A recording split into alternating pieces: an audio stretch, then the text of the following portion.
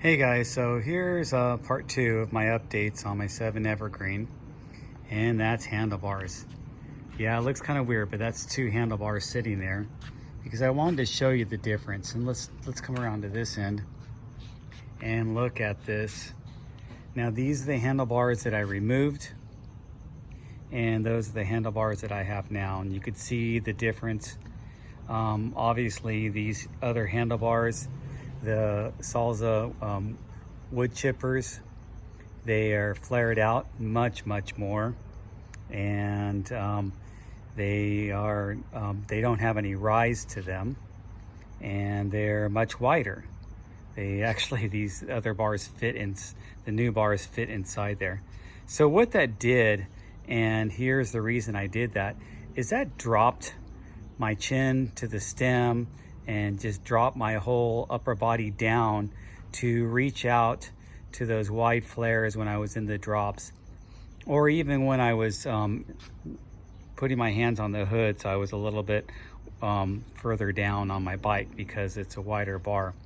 And so I went to a narrower bar, and then I went to just regular drops instead of the flared out drops, and I like those much better. And thinking about it, I thought, you know what, regular drops I think are better for gravel, just because you're not widening your hand stance. You're not bringing your chin down to the stem more. So, I mean, the length of your arms is fixed, we know that.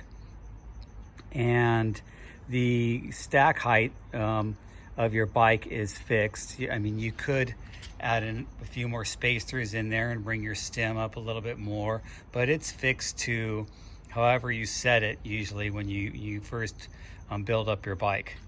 So the only way to increase your height, you know, the way you feel over your handlebars, is go narrower and then go with this rise. And these are riser handlebars. And let me show you if you can see the name. They're called the Cinelli Wood Chipper. Cinelli truck stops. Here they are, Cinelli truck stops. And these are the ones that I just removed, which are like I said, I could fit them on there. And those are the Salsa Wood Chippers.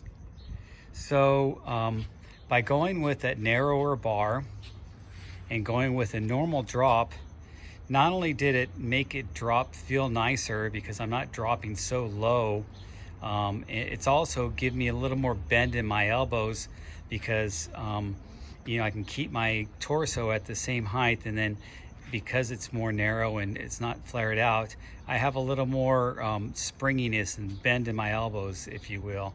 So I hope you can conceptualize that. But that was the reason why I went back to normal drop bars.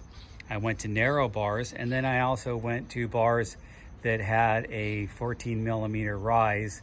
So when I'm holding, when I'm up on the top, which is right here, I can really feel like I'm almost like on an upright handlebar bike. It feels really nice. And then the hoods, it feels a little bit nicer in the hoods. To add to that, because I go on some really long rides, you guys. I go, last weekend I did 86 miles, and I've done probably another 100 miles during the week with, you know, just 30-40 mile rides at a time. And then this weekend I'll try to go 100, maybe another 50 on Sunday, so 150 over the weekend. But I'm spending a lot of time with my hands on my handlebars. So I put this thing, it's made by Cinelli, and it's a little gel insert that you put in there, and that's what I'm pressing down on, and it's under the bar tape. So I put that in there. That gave me a little bit more cushy feel, actually a little bit more rise, because this was a 14 millimeter rise coming up out of the from the stem, but then it gave it a little bit, probably gave it another 10 millimeters of rise there, maybe 8 to 10. So that's the second big change I did to this bike.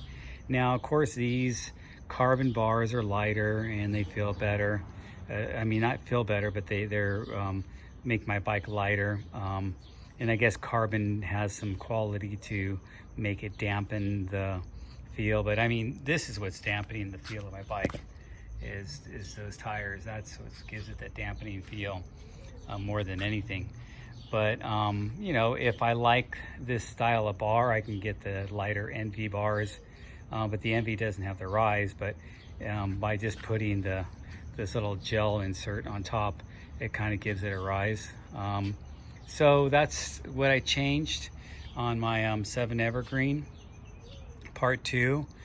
Part 3, I'll talk a little bit about the Silca little roll-up pack that I got, that I really like with the BOA attachment.